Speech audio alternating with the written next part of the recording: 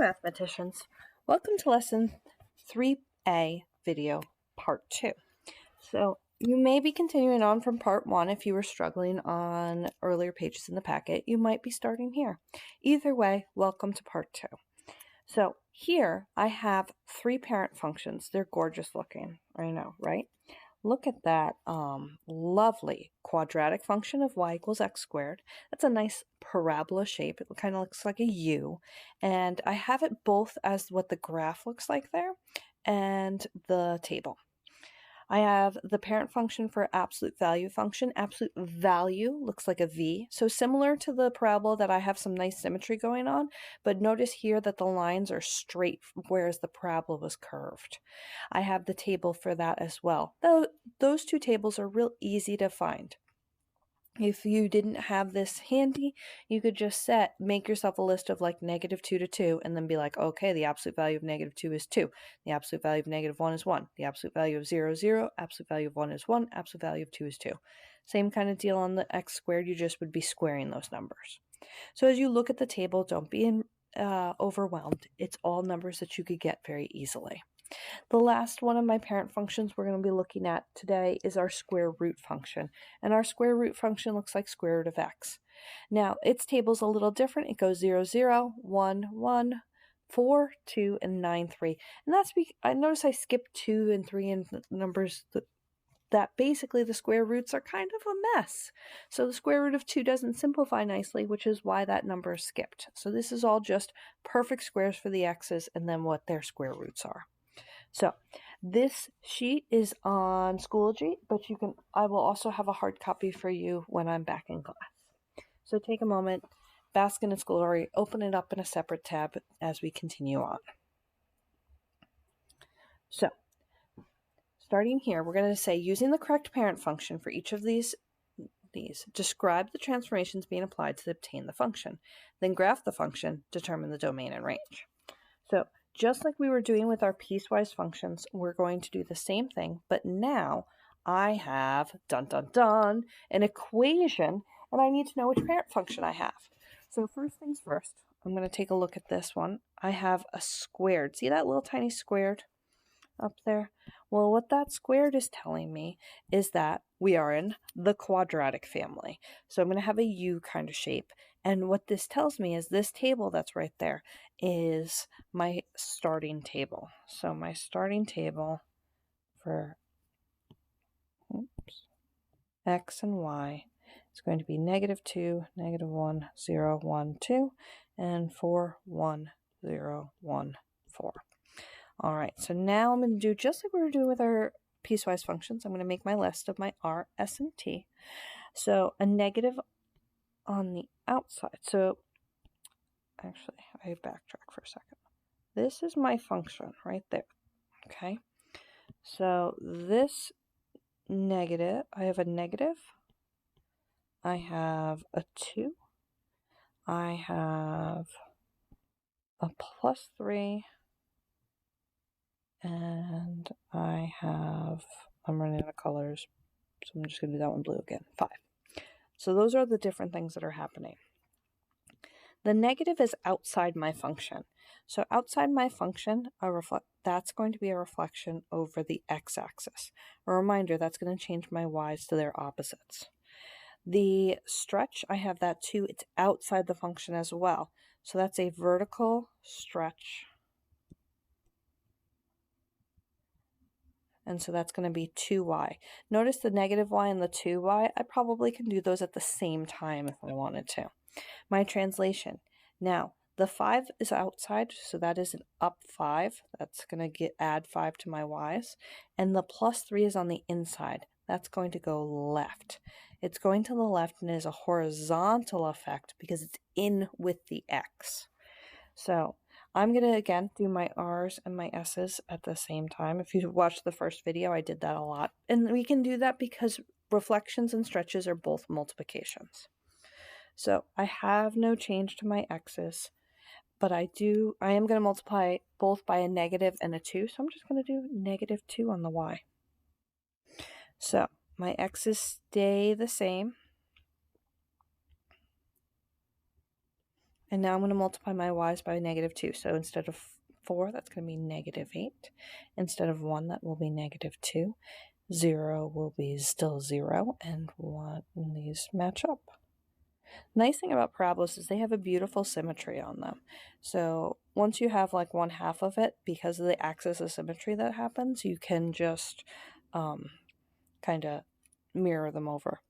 So now when I do my left 3, that means I'm going to subtract 3 from my axis. So this is my translate. And then I'm going to add 5 to my y's. So I'm going to subtract 3. -2 minus 3 is -5. -1 minus 3 is -4. 0 minus 3 is -3. 1 minus 3 is -2. 2 minus 3 is -1. Now my up 5, this will be -3. -2 plus 5 is 3. 0 plus 5 is 5. And symmetry back down. So now, just like I did with my piecewise functions, I'm going to plot those points.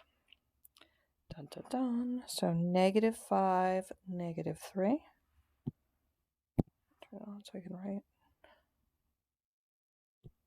Okay, then -4, +3. 1, 2, 3. Come on.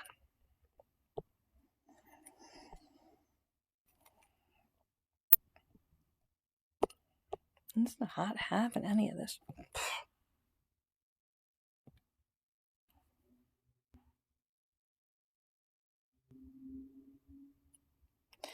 -3, 5. I know, I'm like, it's not letting me graph with just a point.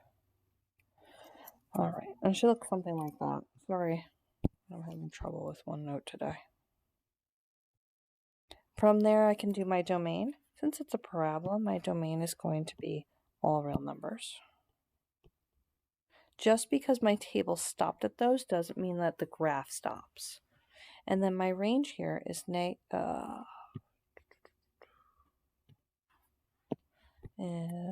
a parenthesis, rounded parenthesis, -infinity to, let's see, what was that hill at?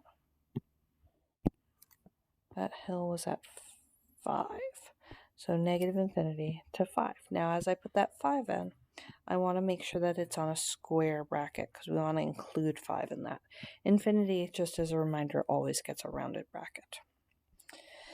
So I'm going to do one more of these, and then I think there's 2 more for you to do on your own. So here I have a square root, and I'm going to highlight a reflection. This is a reflection over the y. Over the y is going to change the x to their opposites. I have a vertical stretch of 3, so it's going to be 3 times my y, and I have a down 5. So here's my square root. My square root function usually has 0, 0, 1, 1, 4, 2, 9, 3. I think those are the ones I usually do. I have an extra row. We'll put 16, 4. It's going to be gone. It's not going to fit on my graph, but whatever. We'll put it there for now. Again, I'm going to do my r's and s's at the same time. So I want to do reflection over the y. That would be a -x. My vertical stretch will be 3y. So opposites on all of my x's. And then I'm going to do 3 times my y. 0, 3, 6, 9, and 12. Yeah, way off. And now I need to do my down 5. When I do my down 5, I'm going to take that 3y and I'm going to subtract 5, keeping that -x the same because I do not have any left or right translations. So now I'm going to do down 5. Down 5, down 5, down 5, down 5. It's still that last point's gone. All right, so now I'm going to plot all of these. So I'm starting at 0, -5.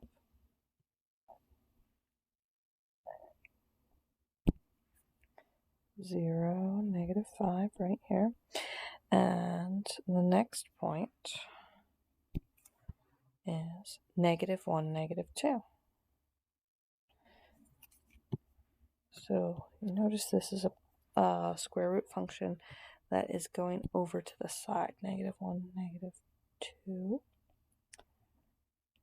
and then -4, 1.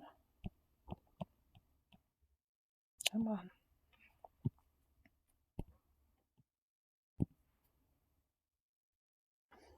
And then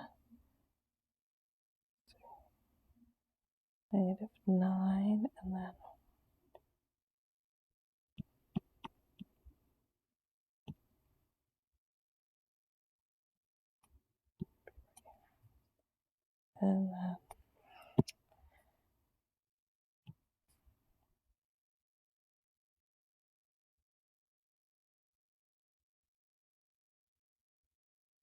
kind of like that. So my domain here is -infinity to 0 inclusive, and my range is starting at -5 and then headed towards positive infinity. And that concludes part 2.